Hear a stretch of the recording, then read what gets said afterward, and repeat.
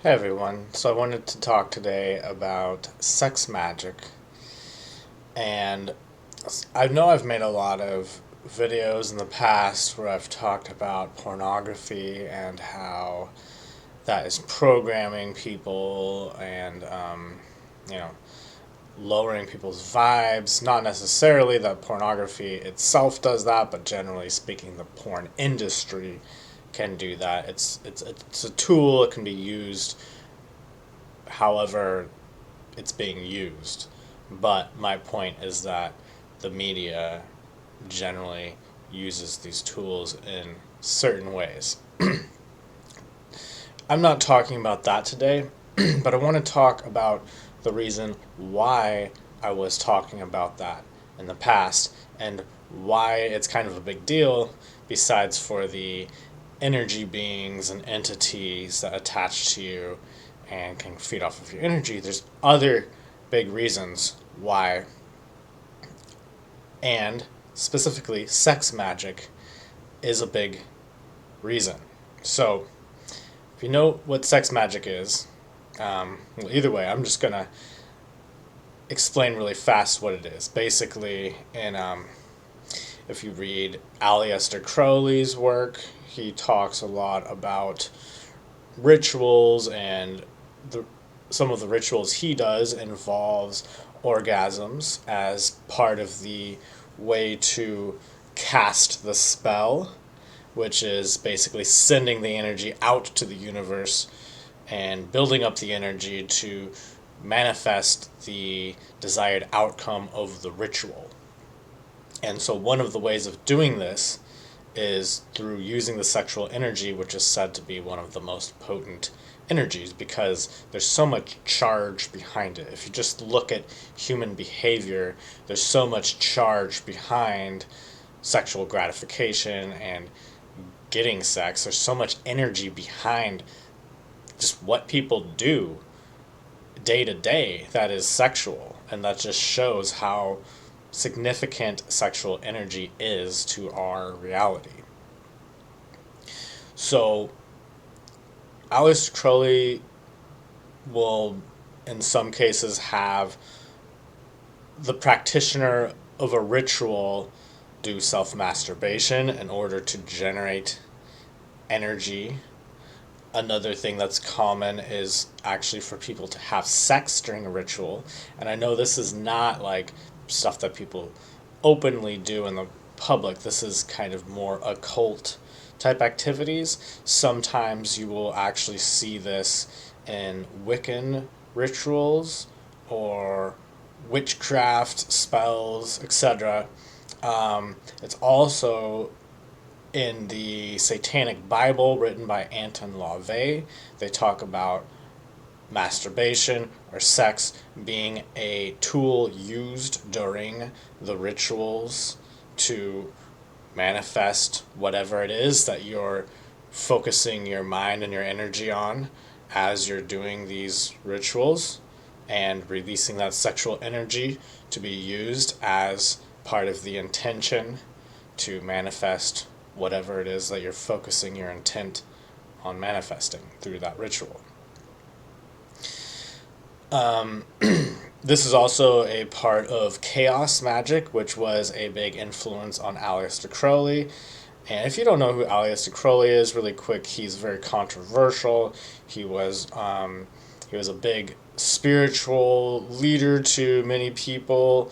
Although he was said to be of the dark side, he called himself the wickedest man of the world or something like that at one point, and he's a self-proclaimed Satanist. However, ironically, he was also very popular, and he was on the cover of a Beatles album. Many of the bands from the 70s really liked him and were inspired by him. Um, there's another band. Well, either way, there's a bunch of one of the I can't there's another band where one of the one of the members like bought his robe, his ritualistic robe, and these are all very popular bands. I don't know why I can't. Led Zeppelin, sorry. Led Zeppelin was all into Aleister Crowley. At least one of their members was, and owns like his robe and like bought a bunch of stuff that he owned after he died.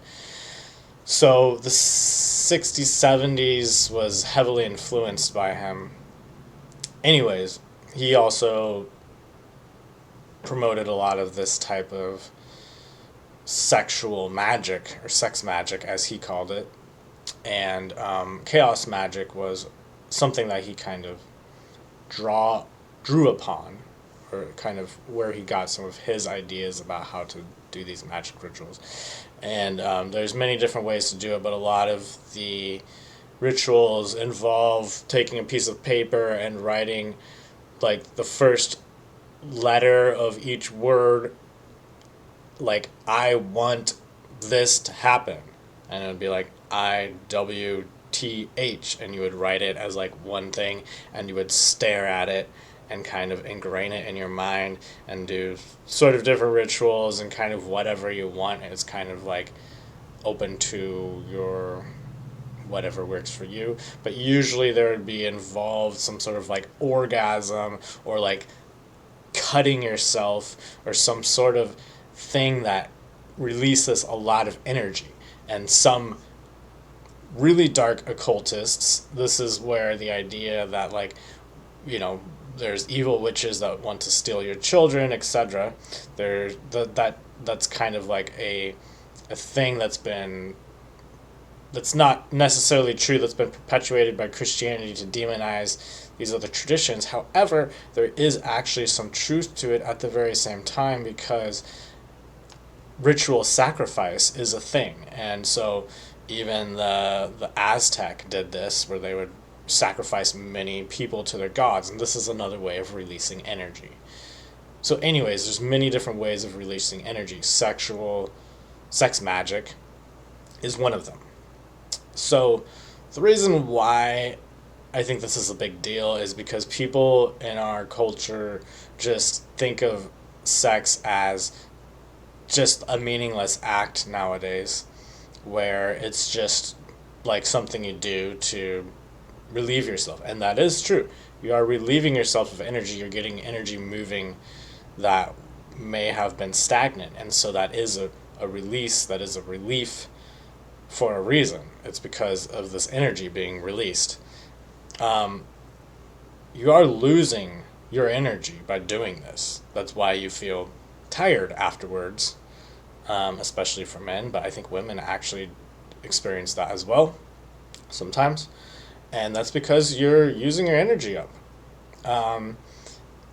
So you want to be aware of what it is that you're focusing on when you're doing this. And this is why I've made videos in the past about pornography, although it's bigger than pornography. Even just the whole media as a whole has the same problem, but specifically pornography uses sex magic.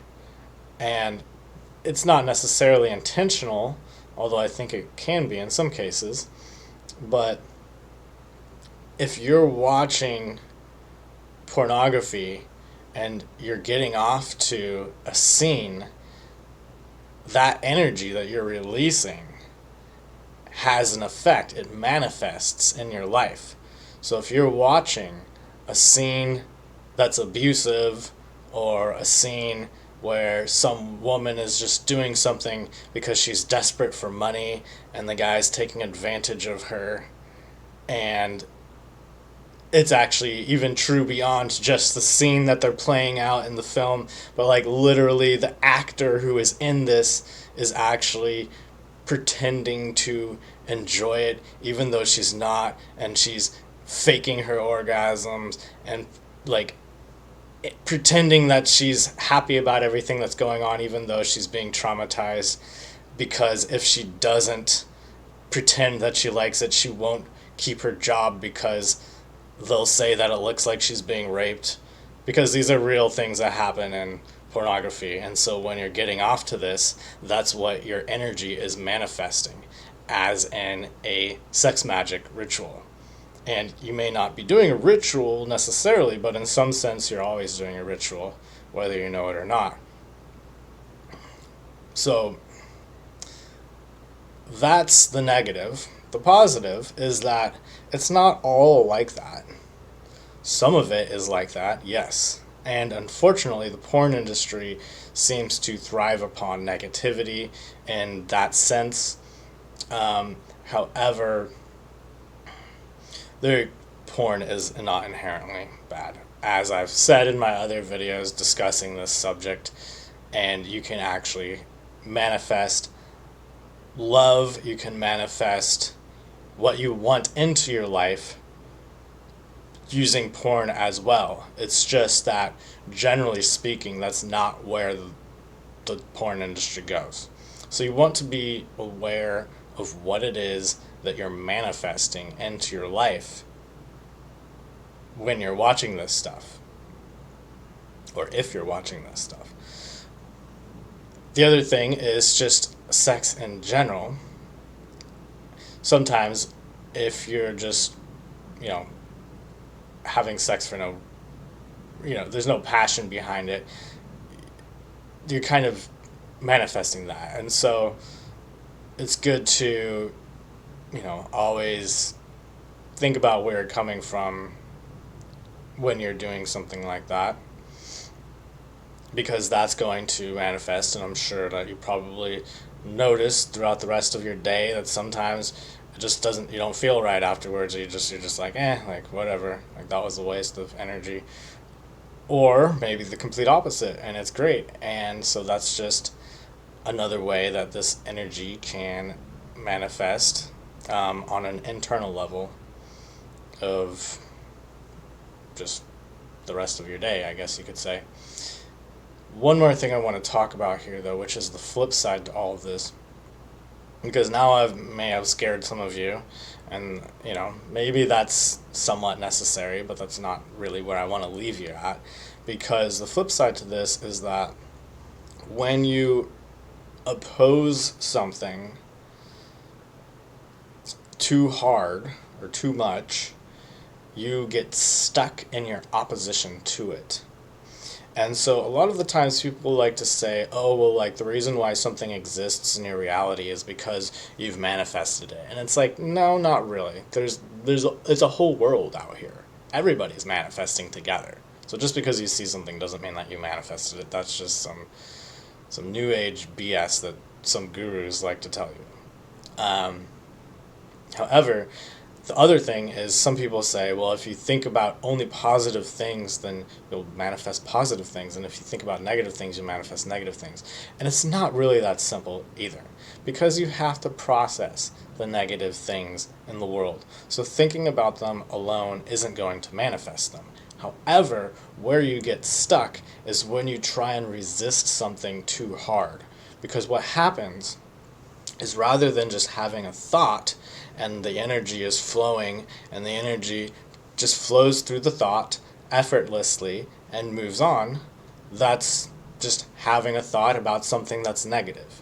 But when you get stuck in the thought and it becomes something that you're stuck in the resistance to, you're stuck in the opposition to, an example of this is you kind of just obsessed with something that you don't like, and it's like under your skin and it's bothering you. An extreme example is where you get angry and you react, and you may actually make the situation worse potentially because of the stuck energy. However, anger is also a way of breaking up the stuck energy as well. So that's why you have anger, is because you're stuck in stagnation, and you have this anger as a way to like create this fire that's going to like burn its way out and just destroy all this stagnation. So what I'm trying to say here is that when you are stuck in the energy of opposition or resistance towards something, it creates a feedback energetically. And so instead of the energy just flowing through you and just being like, well, we've processed that information and now we're on to what you can do about it, or on to a different thing, or whatever it is that your focus and energy is going towards. Rather than doing that, it gets in this feedback loop and it just like spirals around, and then it builds more energy and more energy comes in, and it just kind of like goes in there and it just builds up and builds up and builds up and builds up until all your energy is invested in this thing. And that is when you manifest negativity because you're in resistance to it. So, I just wanted to mention that, sometimes people go the extreme opposite when it comes to their sexual energy, and you can see this in some extreme dogmatic religious experiences where people, shun sexuality and it becomes the devil. And, the term speak of the devil exists for a reason, because that's an example of resisting something and being stuck in the energy of opposing something. Because the devil is what people, generally speaking, oppose, and so they speak of the devil and there it appears. What a coincidence. It's not because what you speak of manifests, it's because of what you resist manifests. So you don't want to get stuck in the resistance of sexual energy either, because you're just going to manifest negative sexual circumstances, which is kind of why we're at the point that we are in our social evolution with sexuality, because a lot of it is associated with being depraved and negative situations. And this is because humanity in the past historically has been in so much resistance and been stuck in the opposition towards the sexual energy, to the point where it manifested all of their fears. And so now you have, now Satanism is a religion. It wasn't a religion before, at least not under the name Satanism, and that kind of manifested because of people's resistance to it. So you see what I'm saying here. It's one thing to resist something, and then there's another way to be stuck in the resistance of it in a feedback loop that just builds up and builds up. So there's both sides of sexual energy, kind of why we're where we are historically. And I think that this is just something important to be aware of, and to be aware of what you are focusing on when you're using your sexual energy. Is it something that you're creating? Is it something that someone else externally created for you to go through? And are they leading you in a good direction where this energy is going to manifest something that you want in your life? Or is it manifesting being depraved? Is it manifesting desperateness? Is it manifesting love and healthy relationships? And a lot of people in recent generations have been experiencing a lot of issues with sex, like not being able to get it up, etc. And I think this is related to where our sexual energy has been steered through, well, somewhat the media, but specifically pornography. So just be aware of what you're doing with your sexual energy, because it is powerful and it will affect the rest of your life, and it will manifest whatever you put into it yourself, or whatever someone else puts into your experience of it for you. So thank you for watching, and have a great day.